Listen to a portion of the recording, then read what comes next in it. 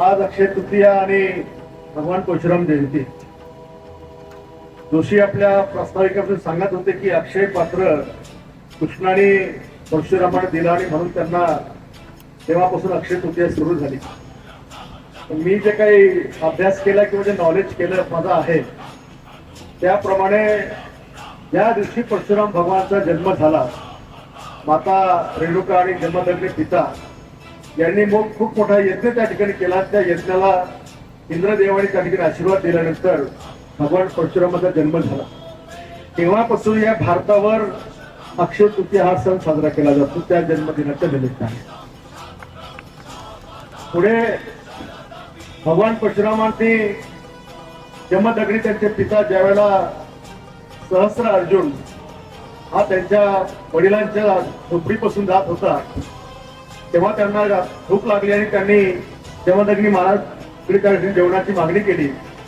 तेव्हा त्यांच्याकडे एवढ्या लोकांची व्यवस्था नव्हती, पण कामधेनू नावाची गाय त्यांच्याकडे त्या ठिकाणी होती. आणि ती कामधेनू तिच्यामध्ये इतकी शक्ती होती की ती हजारो लाखो लोकांचं जेवण तिच्या चमत्कारिक शेणातून बाहेर पडत होतं. आणि ती चमत्कारिक गाय बघितल्यानंतर त्या ठिकाणी सहस्र अर्जुनाची नियत पलटली आणि त्यांनी त्या गायची मागणी जमदग्नी आणि रेणुका माताने भेट केली. घनघोर युद्ध झालं. गायच्या पोटातून सुद्धा सैन्य बाहेर पडलं. शेवटी सहस्र अर्जुनाने मोठी फौज त्या ठिकाणी आणली आणि रक्तपात थांबवण्या करता त्या ठिकाणी स्वतः जमदग्नीने आपलं बलिदान दिलं.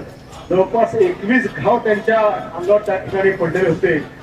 तिकडे महेंद्र पर्वतावर आपल्या वडिलांच्या आज्ञेनुसार प्रार्थना करायला गेलेले परशुराम यांना जेव्हा ही माहिती पडली की आपल्या वडिलांचा अशा प्रकारे आपण ठार मारलेलं आहे, तेव्हा त्यांनी ते आपल्या वडिलांच्या अंगावरचे रक्ताचे घाव पाहिले आणि तेव्हा शपथ घेतली की या पृथ्वीवर ज्या ज्या क्षत्रियांनी अशा प्रकारे अन्याय केला त्या सगळ्या क्षत्रियांना मी निर्मोक्ष करून टाकेल.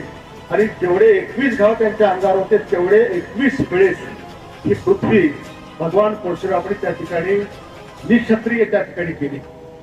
जो परशु त्यांच्या हातामध्ये, खरं तर त्यांचं नाव ओरिजिनल रामभद्र, पण ज्या वेळेला महादेवाने त्यांना परशु हातामध्ये दिला आणि त्यांनी या परशुच्या माध्यमातून क्षत्रियांचा त्या ठिकाणी नाश केला, तेव्हापासून त्यांचं नाव परशुराम हे त्या ठिकाणी झालं. विष्णूचे 6वे चिरंजीवी अवतार म्हणून त्यांना या ठिकाणी ओळखलं जातं. चिरंजीवी याचा अर्थ असा आहे की ज्यांना कधीच मृत्यू आला नाही असे ते चिरंजीवी आहेत.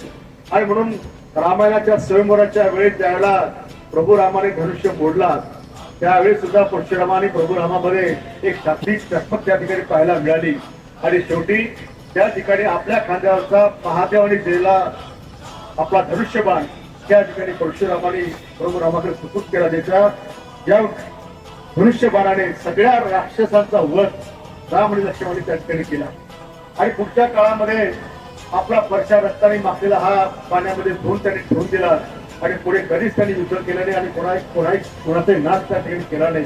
उलट रामायणाचा कार्यकाळ संपल्यानंतर महाभारत जेव्हा सुरू झालं त्या महाभारताच्या काळामध्ये द्रोणाचार्य, कर्ण आणि आपले पितामह भीष्म या तिघांना सुद्धा त्यांनी दीक्षा देऊन त्यांना आपलं जेवढे काही अस्त्रशस्त्र हे प्रदान करण्याचं काम भगवान परशुरामाने केलं.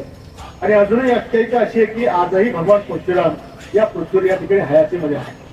म्हणून अशा अगदी महापुरुषांच्या जयंतीच्या निमित्तानेच अक्षय तृतीया हा सण आपल्या भारतामध्ये साजरा झाला.